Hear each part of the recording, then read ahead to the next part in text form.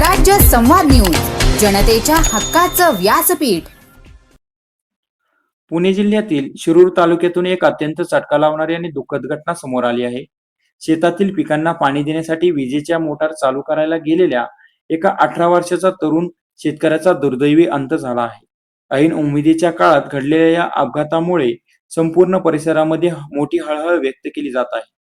ही हृदयद्रावक घटना शिरूर तालुक्यातील सविंदने येथील आहे. सविंदने गावातील रहिवासी असलेले भाऊसाहेब झुंबर भोर हे आपल्या कुटुंबासह या ठिकाणी राहतात आणि शेती करून आपल्या कुटुंबाचा उदरनिर्वाह करतात.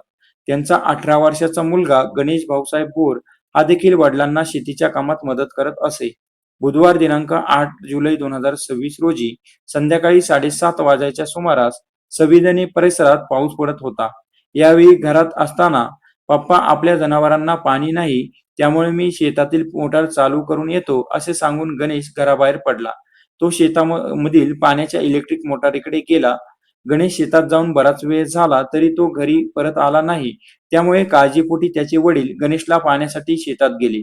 मोटारीजवळ पोहोचताच त्यांना मोठा धक्का बसला.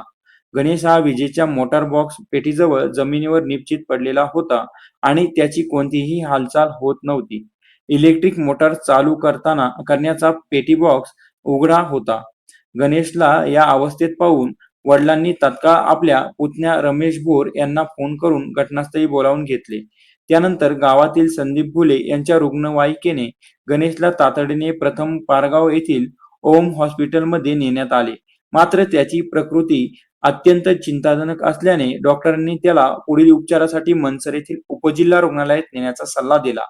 कुटुंबीयांनी गणेशला तातडीने आंबेगाव तालुक्यातील मनसर येथील उपजिल्हा रुग्णालयात दाखल केले.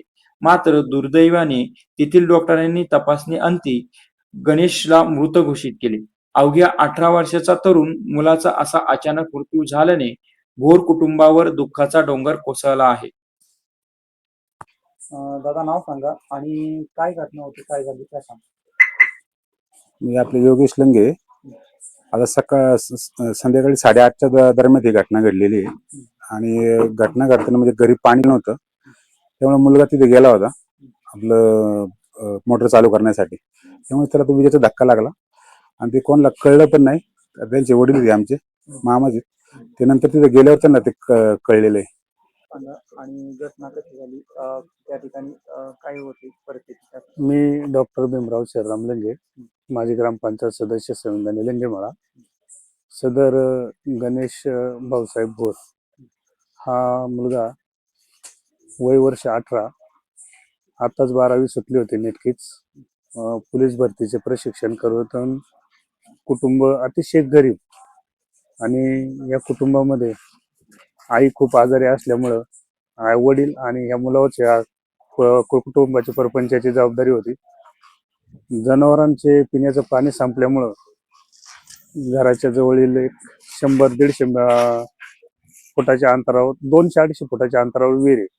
त्या विहिरीवर मोटर चालू करायला गेला असता त्याला पेटीला लाईटीचा करंट लागून धक्का बसल्यामुळे त्याचा तिथं जागेवर पडला. ते वडिलांनी पाहिलं, थोडासा आरडाओरड केल्यामुळं आम्ही धावत गेलो असता तो साईडला पडलेला होता. आम्ही उचलून भोसलेच्या इथं दवाखान्यात नेलं.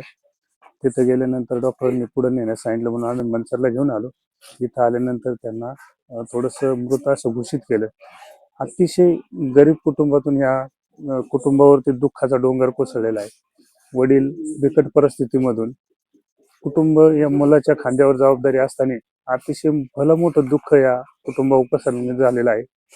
तर मी सविंदन ग्रामस्थांच्या वतीने अशी विनंती करतो की या कुटुंबाला महावितरणाने काहीतरी मदत करून हे कुटुंब सावरण्यास मदत करावी, अशी मी सर्वांच्या वतीने विनंती करतो.